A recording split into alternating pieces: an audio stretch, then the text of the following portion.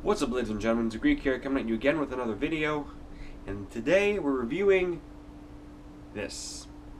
If you saw my last video, you know exactly what this is. And also, if you can read, you know exactly what this is.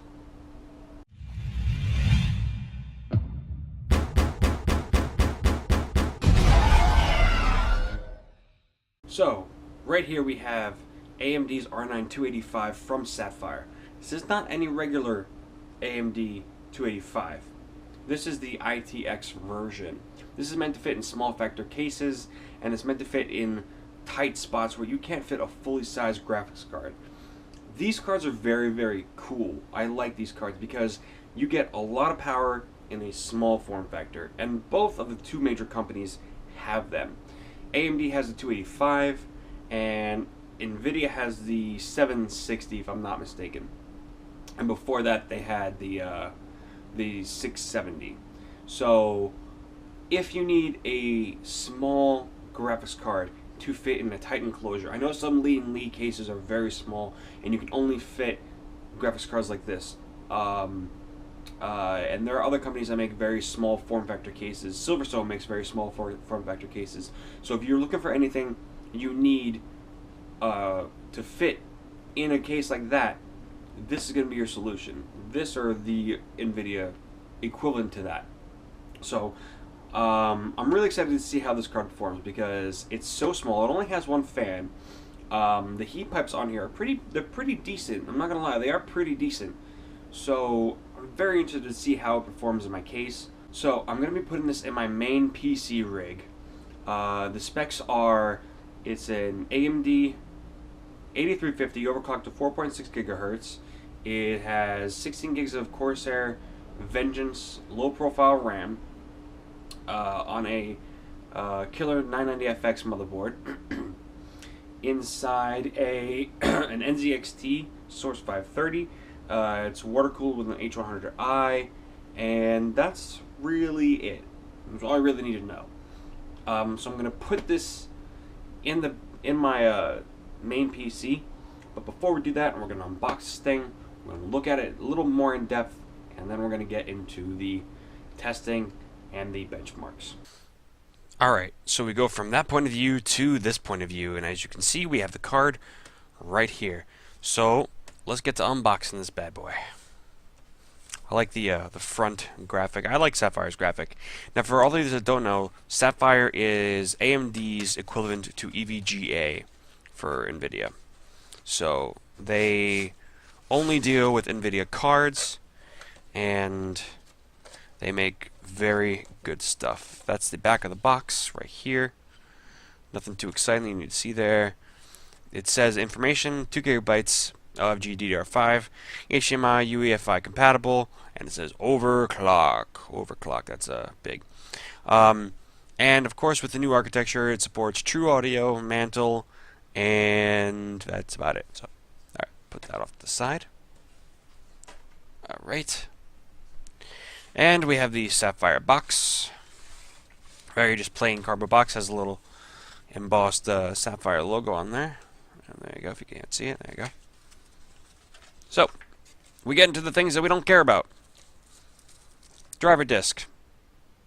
No. Nice little case badge. That's cute. Manufacturer information. Startup guide with tips on how to connect your monitor. You can't really see it because it's white. Alright, we have Sapphire. More stuff, more documentation. Nah, blah, blah, blah. No one really cares about the documentation. Let's be serious. No one cares about documentation. Now we get to the goodies. We're going to put this off to the side first. Get to the accessories. Over here, we have a 6-pin to 8-pin connector. Right here. You see the 6-pin right there. 2 6-pins going there. 8-pin comes out here. Over here we have a DVI to VGA. If you're using this, I highly suggest that you need a new monitor. Just upgrade your monitor, please, for the love of everything holy and sacred in this world, and for your own sake of your eyes. Please upgrade your monitor. You should not be using VGA anymore. That's it. Plain and simple. And This is a nice little piece. I like this piece. This is a full display to mini display port. So you plug this in the card, and I like how they did it, and I'll show you why in a little bit. I like how they did the display port. So you plug this end into the card, and then you plug your full display port right here. You plug your full display port into the back of your monitor. So I like that, and I'm going to go into a little detail why I like that in a second. Box goes away, and now we get to the card. Yes. So like I said, this card is small. Very, very small. So I like the packaging that it comes in. It's not an anti-static. It's like an anti-static bag mixed with bubble wrap. I like that. So here we go. Here is the card. Now, just for the sake of argument, let's measure how big this card is with a big ass tape measure. So lengthwise, this card is 6 point, almost 6 3/4 of an inch long, and it is 4 inches tall, which is very, very small. That'll fit into almost any case that you could possibly think of. Now, pull it off the desk. Now, as you can see, it has one giant fan. Okay, not giant. It's a big enough fan. The card is not really that, you know, it's not going to be that crazy with heat, but the fan is actually a really nice fan. I'm pretty sure this looks like a 92mm fan. So, while we're at it, let's pull the plastic off. Why not? Let's pull the plastic off. There we go. My favorite part of opening electronics is opening the packaging and taking the plastic off. Alright. So, here we go. So as you can see, the card in its glory, it's actually a really nice looking card. I'm not gonna lie, I'm really impressed. It's a pretty card. I like the accents. I like the black and silver accents. It's really, really nice. So, anyways, like I said, got the fan in the front, really nice looking fan. You can see straight through to the heat sinks. And this has 4 heat pipes. You can't see it right now, but you will in a second. Bam! 4 heat pipes. 2 very large heat pipes right here, and then you have 2 smaller heat pipes. So I think this is actually going to take care of the heat pretty well, believe it or not. I think it's going to do a pretty good job of taking care of this heat. You can see how thick also the fin stacks are. That's why it's for being a mini card, it's still a dual slot card, because since it can't be long, it has to be thick. And yes, that's what she said. So on this side, you also see the 8-pin power connector, which is very nice. And flipping the bottom of the card, you see those. You see right here the 4 heat pipes right here coming through. And you see the PCI 3.0 compatible connector. So you flip it around, and then you get the connectors. I'm sorry.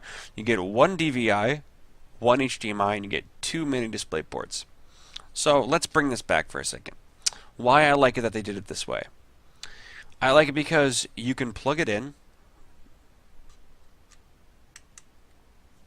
You can plug it in.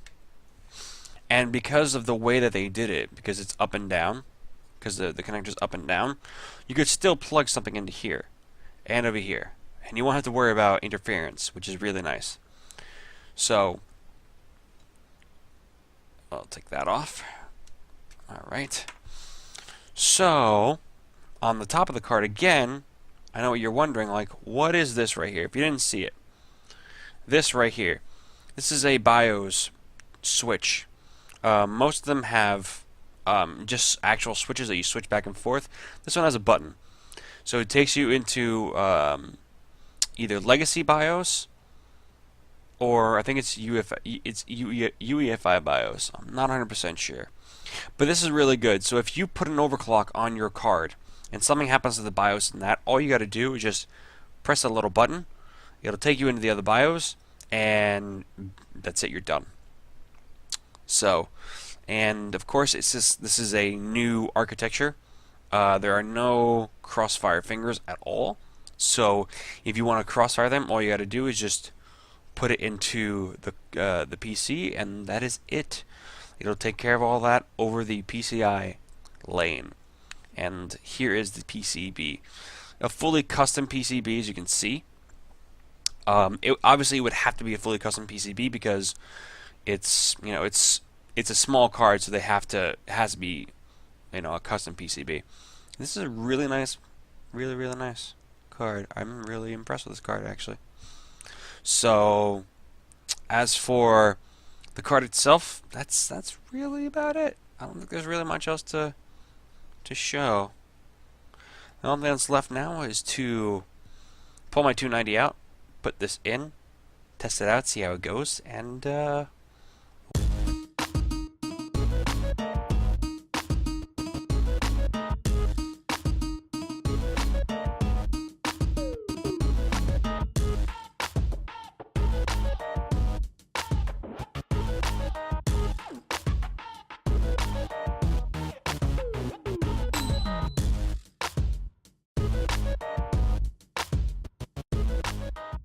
so, you've seen the benchmarks, you've seen the gameplay. What do I think now? And what I think is this: it is an awesome card. It's a very impressive card, and it is a little powerhouse. I mean, it's a little powerhouse. So the stock clock on the card was 928 megahertz. And 1300 on the memory. So when I went to overclock it, I expected to get, nothing crazy. I expected to maybe get to 1,000.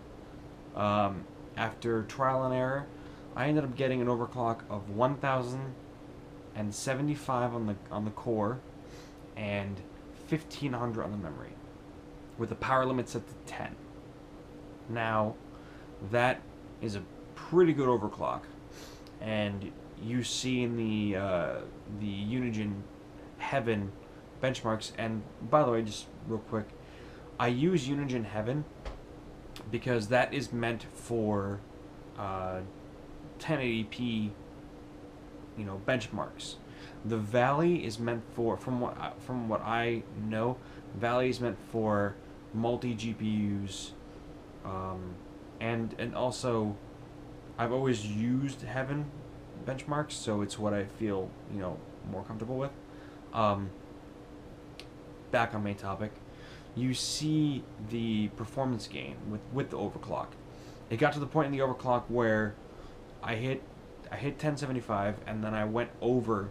It wouldn't go past 1100 because Valley would just shut down after that, so it wouldn't go past 1100. So I backed off a little bit, and 1075 is the sweet spot because I did it at 1050 and I got 51 FPS. I did it at 1075 and I got 53 FPS. So that right there is a sweet spot. And the temperatures while benchmarking and playing and everything like that, the highest I ever saw go was 72 degrees, and that is impressive for such a small card and only one fan. It is very impressive. My 290 gets hotter than that, and it has two fans, and it's humongous. So it's really it's very impressive. And the benchmarks were also very good. The gaming experience on it was very, very smooth. I had the latest drivers from AMD, by the way, so it was very smooth. Battlefield didn't dip below. I think the lowest I saw go was 40. I'd show you that footage, but I fucked it up. Oh God. Advanced Warfare was good also. It stayed above the 60 mark. On certain maps it dipped down below because of the things going on during the game, and also Advanced Warfare isn't really that optimized right now for PC. I'm pretty sure in the future when it gets more optimized, it'll do better than than it did now. But all in all, the card is awesome. It's a very good card. If you want something for a small build, a small form factor build, and you want a powerhouse, go for the R9 285, the ITX Compact Edition from Sapphire. It is a very good card, very solid, very stable, and I highly recommend it. It's a very good card. I think I might leave it in my system for a little while, play with it, you know. But yeah, so that is it. I hope you liked the video. If you did, don't forget to leave me a like and a comment, and check the links down below, because I'm gonna put a link so where you can get this card, and also on top of that, I'm gonna put a link down to my Patreon campaign. I just recently started one, so if you're watching this video and you want to support me in any way, shape, or form, go to the Patreon link, become a patron, and I will greatly appreciate it. You don't have to, but if you want to, it's more than appreciated. And yeah, so I will see you guys in the next one. Bye.